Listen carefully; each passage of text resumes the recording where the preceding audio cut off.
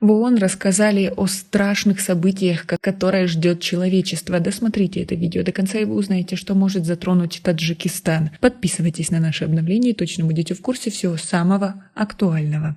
Амина Мохаммед, заместитель генерального секретаря ООН, заявила, что война в Украине привела к продовольственному кризису в мире. Об этом она сообщила во время водной конференции в Душанбе. Украина является одним из крупнейших мировых экспортеров пшеницы, но из-за необоснованного вторжения России 24 февраля экспорт пшеницы из Украины в этом году был сведен на нет. Заместитель генерального секретаря ООН 7 июня выразила озабоченность таким положением дел. Амина Мохаммед в своей речи также остановилась на проблеме с доступом к воде в мире. Ограничение доступа к воде также вызывает глубокую озабоченность, подчеркнула она. Заместитель генерального секретаря ООН также призвала к рациональной защите природных ресурсов в мире. Амина Мохаммед отметила, что в следующем году в Нью-Йорке под председательством Таджикистана и Нидерландов пройдет крупный водный саммит. По ее словам, предыдущая встреча такого уровня состоялась ровно 50 лет назад. Вторая международная конференция высокого уровня, посвященная международному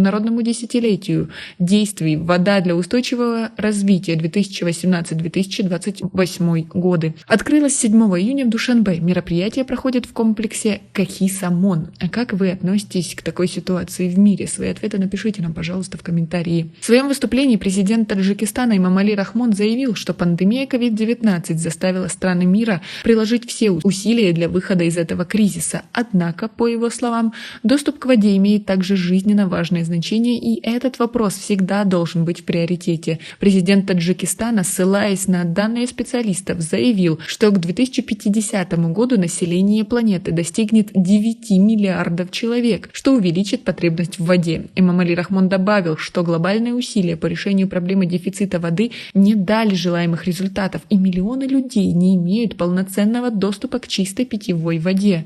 По словам Рахмона, без помощи развитых стран и международных финансовых институтов развивающиеся страны столкнутся с трудностями в решении проблемы доступа к питьевой воде. Основное внимание в своей речи Эмомали Рахмон уделил водным проблемам в мировом масштабе, но о проблеме доступа к воде в Таджикистане он не упомянул ни слова, хотя в Таджикистане это огромная проблема. Он сказал, что Таджикистан использует лишь 6-7% своих гидроэнергетических ресурсов. По словам Рахмона, строящаяся Рагунская ГЭС, которая никак не достроится, мощностью в 17 миллиардов киловатт-часов будет не только производить электроэнергии, но и поможет предотвратить наводнения и засухи. И только все в будущем времени, и никаких перспектив в ближайшем. В своем выступлении президент также обратил внимание на проблему таяния ледников. Эмомали Рахмон еще раз напомнил о полном исчезновении тысячи ледников в Таджикистане и призвал объявить 2025 год Всемирным годом защиты ледников. Международная конференция по водным вопросам в Душанбе продлится до 9 июня. По данным МИД Таджикистана, свое участие в Душанбинском саммите подтвердили более 2000 человек из различных стран и международных организаций. Таджикистан является одной из стран региона, которая